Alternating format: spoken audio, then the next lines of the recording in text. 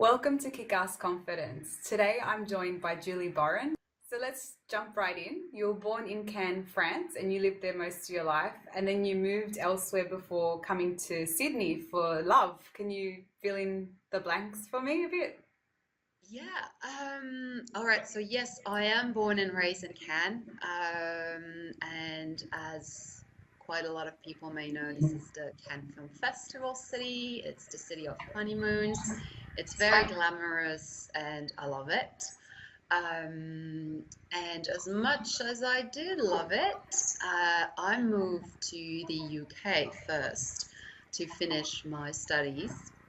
I thought it would be a very brief encounter with the island, but turns out that it took 4 years for me to make another step forward into my life. And I landed in Abu Dhabi, which is in Wow. the Emirates, and stayed there for about almost a good 7 years. And finally, yes, for love, moved to Sydney. Fantastic. So I heard that you can make quite a bit of money in Abu Dhabi. Is that partly why you went there? Yes, this is the usual answer. It would be yes, I did move there for tax reasons and make a little bit of money just to see myself ahead of the pack, if I may say. It didn't go, it is not as easy as you think. It is not conventionally ruled. There's no labor laws. You worked, you are being worked, and you worked as hard as you can to make a lot of money very quickly. You Right. do get a very different lifestyle. A lot of people in construction or in other very critical industries in the Emirates are working 6 days a week. I was very lucky to only work 5 days a week in a very decent environment, contrary to my husband, who worked in construction for a very long time. But also, regardless the financial aspect of it, I wanted to move because I got the opportunity of a lifetime where you can learn a new culture, you learn a new way of life, you learn to you have a boost of energy because you have to make it. You took that decision and you have to stick by it and you have to work. But it gets easier by the day, and it gets easier every time you actually do it because you go into process mode. You know what is going to happen, and you have to prioritize. You have to plan your move. Mm. So yes, I did make money, but it wasn't only the only factor that made me move there. Factor that made me move there. Yeah, because it's such a different culture as well to the French culture. And I guess coming from France, I've also heard that, it's very expensive there in order to perhaps buy a place. Is that correct? Is the tax different to here? In France, do you? Yeah. Mm. It is from where I'm from in the Riviera. It is very difficult to actually get a very stable position where you can make good money and be able Mm. to afford a place. Um, we are in a very crowded territory where people learn to live in flats, not in houses. Mm. The whole I own my own land is a very different um, it's very different to the Australian way of life. In France, you inherit land. You don't really buy it because it is difficult. There are so many taxes you have to pay.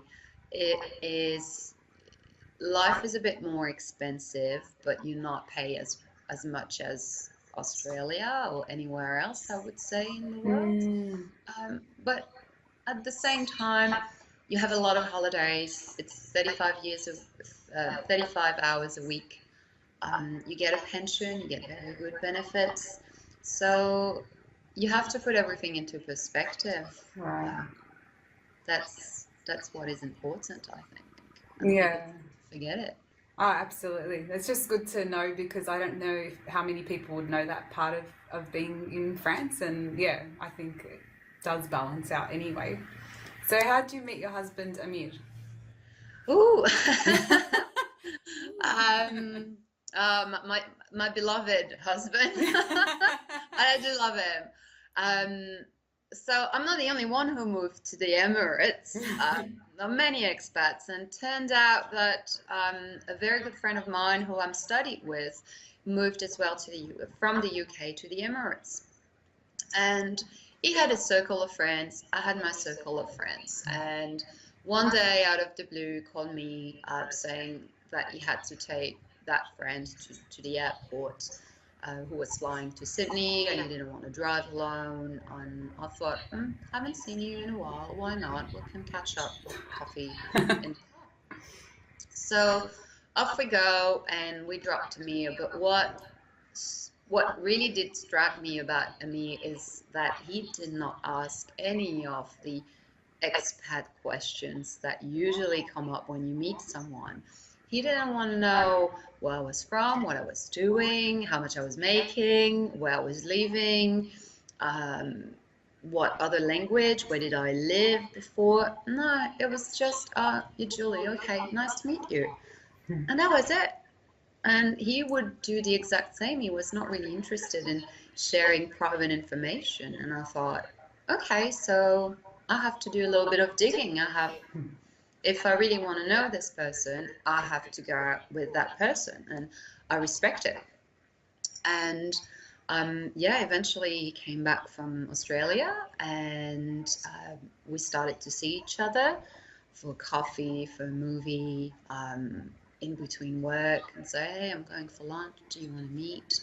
And that's it. And now we're married, and we have a 2-year-old daughter. Olivia, beautiful little Olivia. Yeah. Well, there you go. The mystery is quite nice sometimes at the beginning stages. It is really, I think it's good to get to know each other first. Get to know the person, and yeah, and just take it slowly. Yeah, It's not, develop a friendship, not all this yeah, pressure. it's nice to have, yeah, it's nice to have the friendship. Oh, lovely. So I know you love your hometown. I do. What are your, I guess, favorite and least favorite things about Cannes? You probably touched on some of it. Um, I love going back during just before the summer or after the summer where there are no tourists. It is the Cannes that I know, without the flash, without the lights, without the sparkle. It is just nice to jump into your car, just throw a towel in in the boot. That's it. Go to the beach, lay down, have a little swim, and go back and start your day this way. You'll just feel refreshed. There's nobody. Everything is clean. The water is transparent. It has nothing to do with the ocean. It's the Mediterranean Sea, so it's a lake. But it is such a good time, and just the fact that you can look around and see the mountains, the hills around you, and it's a tiny little town that is not as vibrant as it could be, but it works. It just works. Sounds lovely. And my least favorite would be the overconstruction that is happening at the moment. They keep on destroying the hills and building more and more apartments and more houses, and to the detriment of the nature. And I think it's sad. It's Hmm. it's not something that I enjoy seeing, because during the winter, all these hills have um, they have special trees. They have trees that actually come from Australia. They call mimosa, and they turn yellow during the winter, and they blossom like little cotton balls, and all these hills slowly transform into a wave of yellow cotton ball, and it's gorgeous. Sounds stunning.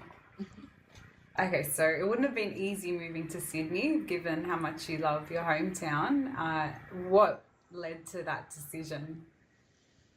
Um, I thought long and hard about it, and we talked a lot about it with my husband. Um, we made that move. We we spoke about it. We sat. It has been a long process. It did not happen overnight. I bet. We have planned, um, where are we going to live? Mm. We looked online. We financially looked what was feasible or not, knowing that me moving in Australia would mean difficulties in terms of visa and finding a new workplace because I would have no experience in country for the past 35 years that I've moved. Right. Um, so one day, I think the only thing that I can say is the stars aligned.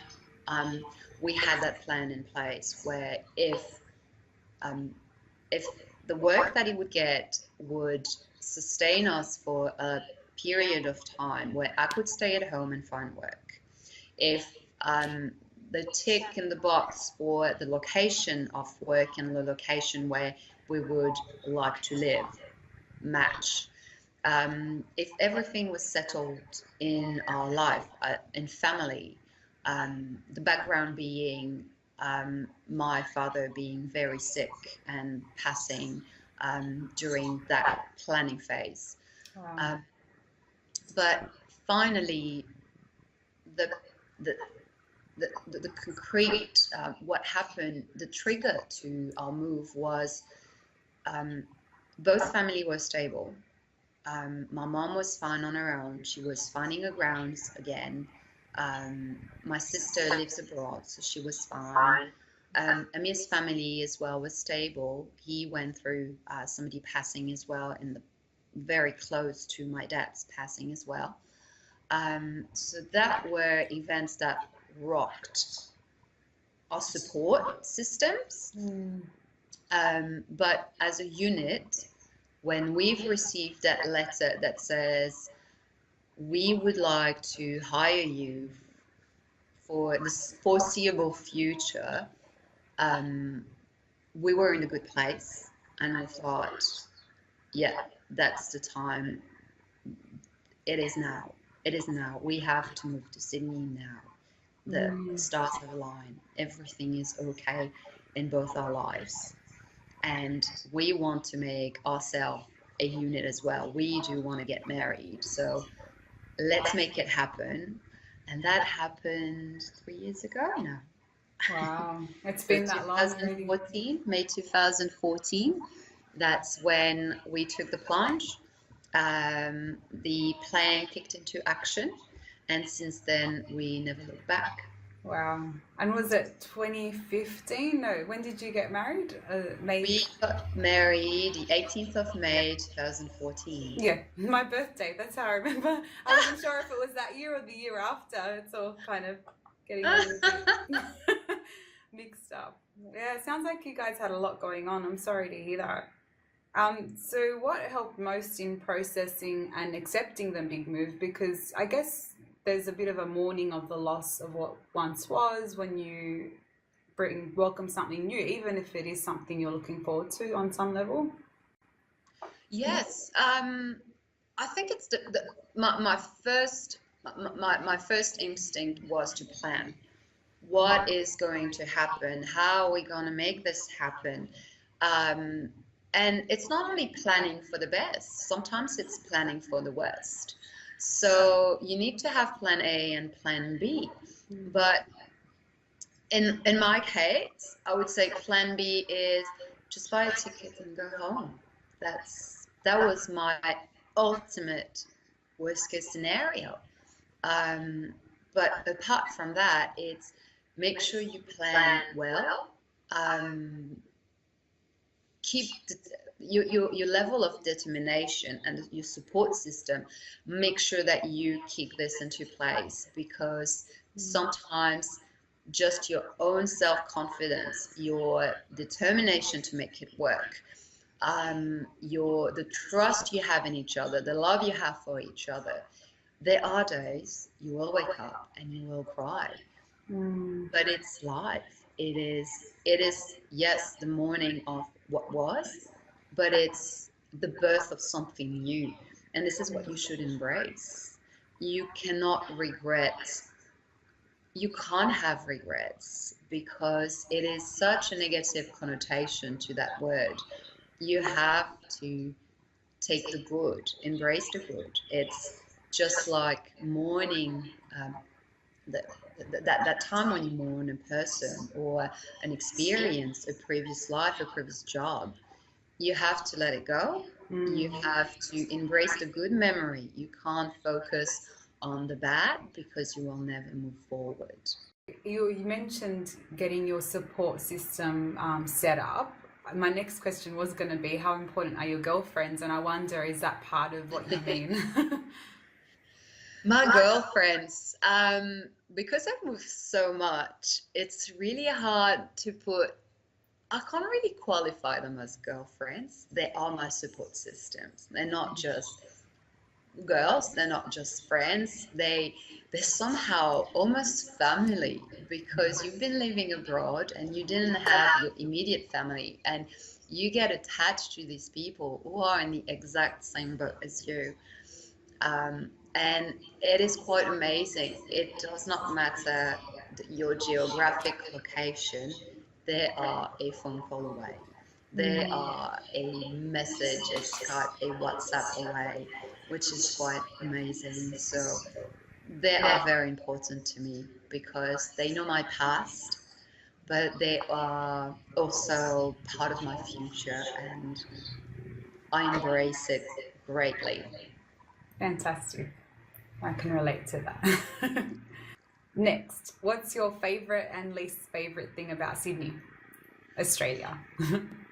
Uh, my favorite will have to be my husband. If I don't say that, he will kill me. All right, apart from him. So yeah, my favorite thing in Sydney, it's the only thing I haven't done. It's the walk up the bridge. Um, it is iconic. It came before that opera, which has caused so much controversy for some reason, and I do remember it. But yeah, the actual bridge, because of its, it may sound childish, but I think it connects. Because of this connection, it's a connection between the south and the north, and it is so hard to get from one side to the other. But because of the bridge, it makes it easier, and to me, it's very metaphorical as well. Um, if you talk to people from Sydney and are very, I'm not saying everybody is narrow-minded, but a lot of people refuse to cross that bridge to go to the north. And I'm thinking, you're probably not as adventurous as you should be. Or try to take another perspective. Try to cross that bridge and turn around and see where you live, where you come from. And this is Nice. what, it's a sign of progress. It's a sign of wanting to explore somewhere else. Um, and it's grandiose. And I can't wait to go up that bridge for, Yeah. for what it is. It's not just a bridge, it's a connection between people. And it's an amazing thing to have. And yeah, and the history, the culture around it. I'm very interested. I would like to know more about it. That's really nice to hear that because I've not thought of it in that way. And I have done the bridge climb at sunset. So you get the daytime and then you get the beautiful sunset, and you just get this breathtaking view of Sydney, which is quite special as well. But I really like that connection thought. And your least favourite thing about Sydney?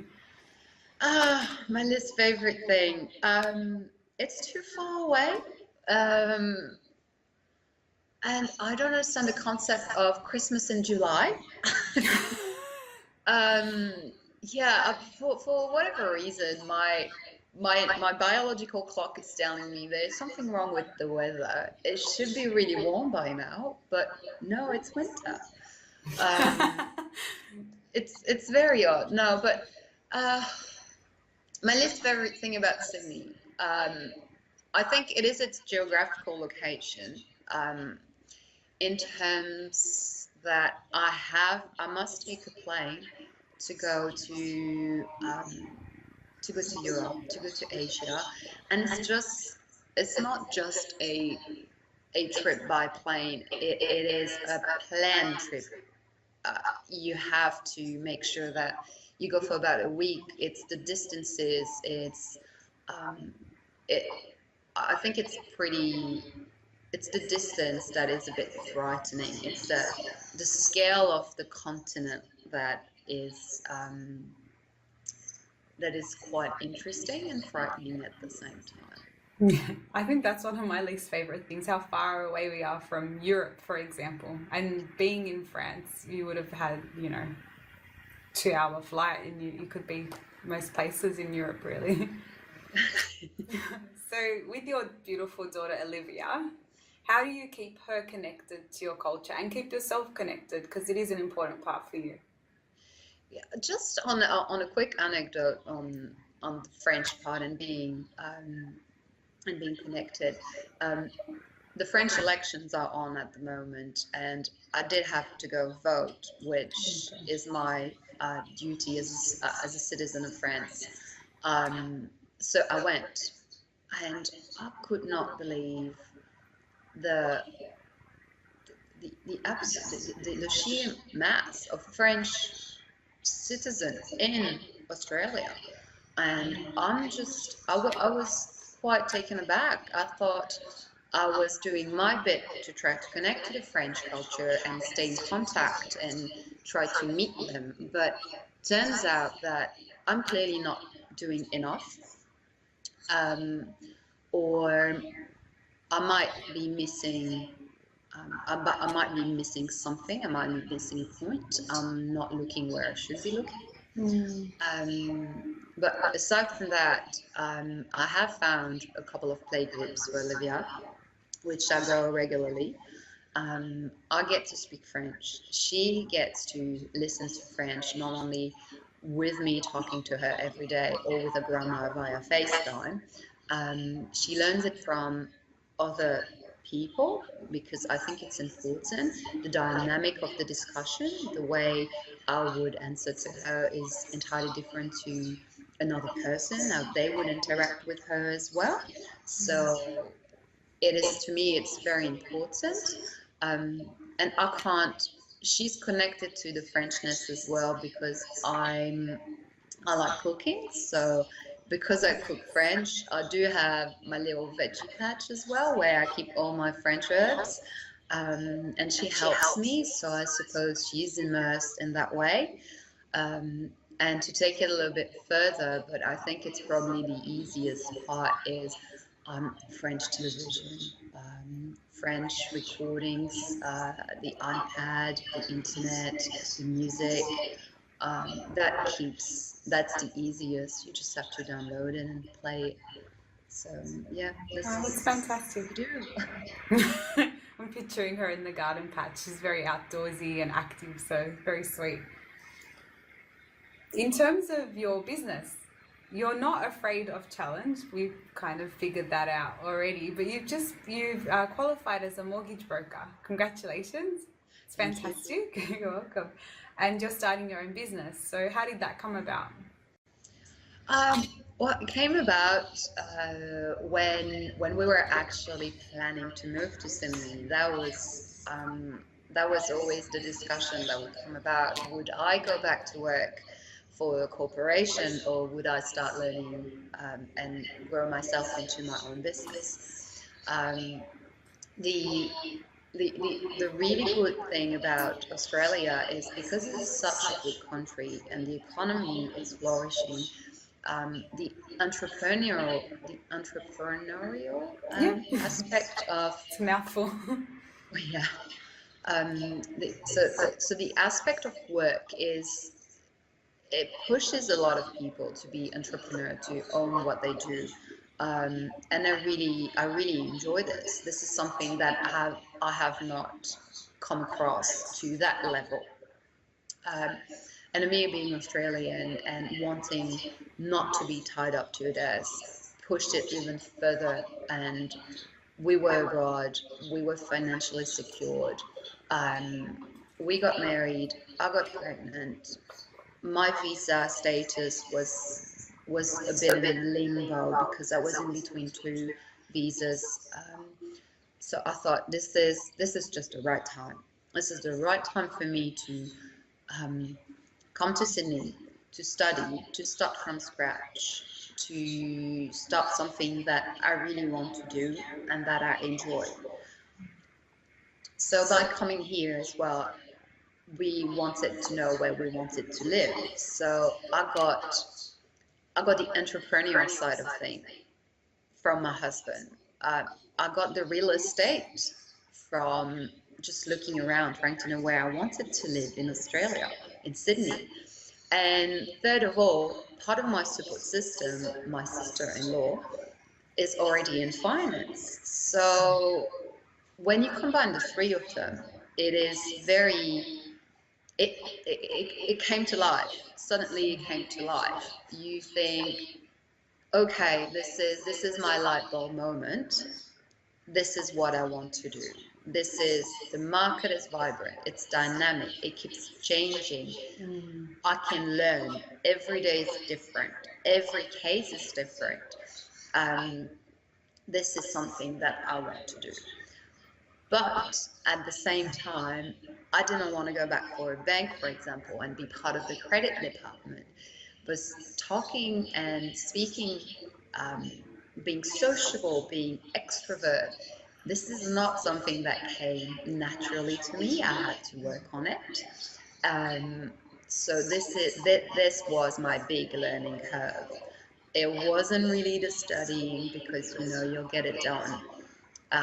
It was the going out there, market yourself, plant a seed, start talking about what you do, try to grow into it, and step by step, don't look behind, be determined, look ahead, look forward, and keep going. Just keep going.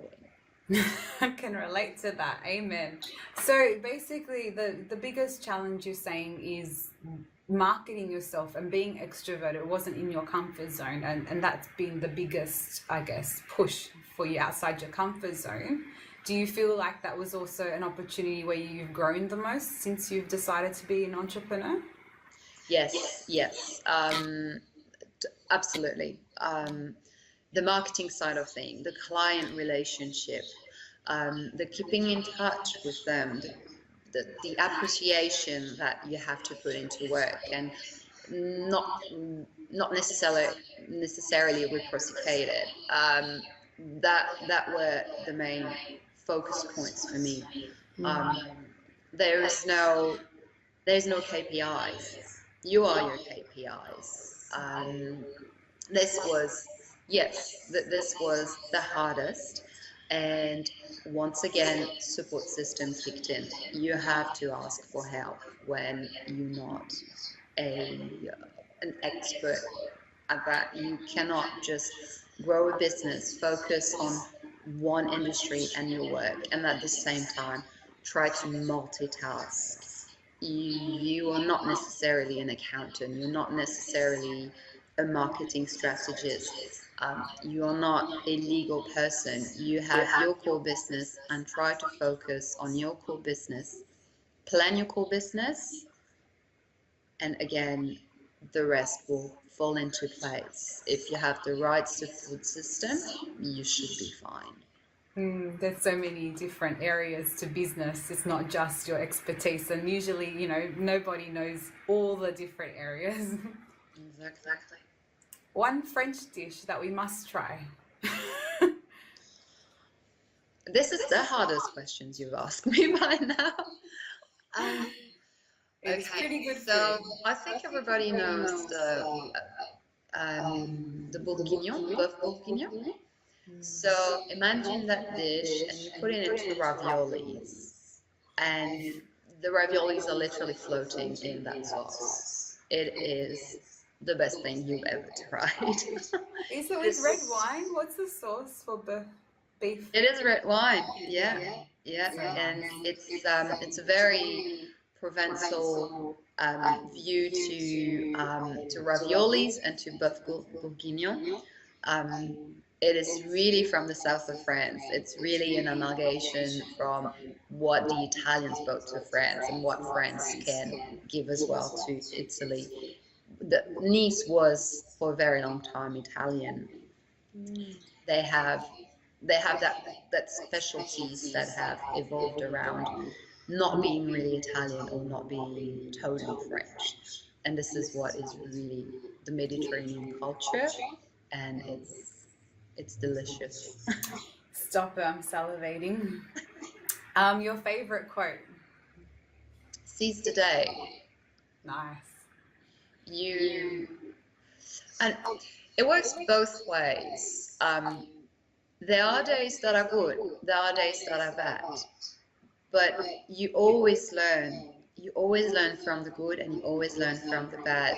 Take those experiences on board. This is what makes you grow. This is what makes you not repeat mistakes, and that this is as well what makes you laugh again. So just take it all on board, and sometimes people would judge you thinking, uh, they're a know-it-all, or they're constantly depressed. Forget about it. Just take what is good for you. Just take it all on board, and move forward. Beautiful. Have you seen Dead Poet Society with Robin Williams where he whispers in the guy's Yes. ear? I love that bit because he's like, seize a day, make your lives extraordinary. It's quite powerful because, it's like getting wisdom from people who've passed before us. Yeah. All right. So, do you have, say, 3 tips for someone who's going through a big life change or thinking about going through a big life change? I guess to sum up what you've been saying. Yes. So the three major points would be to plan. Make sure you plan and you weigh the pro and cons. I know it's easier said than done. It takes some time, but you would not believe the amount of people that just drop at step one at planning because they think it will take too much planning or too much of too much time, too much effort, financial aspect of it as well, or you rather prefer to concentrate onto other areas, or you realize that this might not be the move you actually want to do. Um, so planning, number one. Number two, um, confidence. A lot of it. Just try to concentrate on the core of what you would like to do. Um, because this is what is the most important. Um, in my case, the step by step, I managed to study, I managed to set up my business, I managed to have a mentor, um, and try to concentrate on these areas. These are the most important. And number three, determination. Just look backwards. Look at how much you've achieved, and you will see it is bigger than you think. Um, I have I've prepared a little bit for this interview, and I could not believe how much I've actually got done. I can't believe how how successful I've I, I've became in terms of enrichment from my studies, from the people, from my support network that has managed to give me tips and tricks and hints. Just to get all on board, and it is for the best, it is for the good, and I want to continue because I'm in the right direction.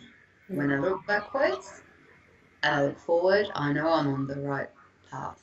Wow.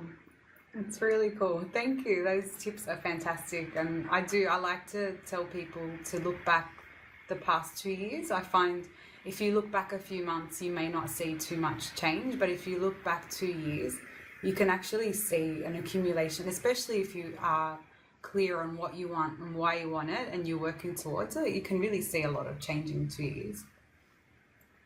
Okay, so now for a bit of fun. Can you please say in French, now's the time to have kick-ass confidence? I love French. Sorry, I had to throw something in. Ok. Il faut prendre confiance en soi. Whew, one more time, please. Il faut prendre confiance en soi. Awesome, love it. You could be swearing at me and it will just still sound so cool. Thank you so much for your time, Julie. I really appreciate you sharing your wisdom, and hopefully you've inspired other people. I know you've inspired me, and I get to have more of an appreciation of your journey. Thank you very much, Amelia. Thank you for your time and for letting me talk today. And I wish you all the best. Thank you. It's my pleasure, and I'll post any details you might have for your business underneath the video for people to click in. Thank you very much. You're welcome. Take care.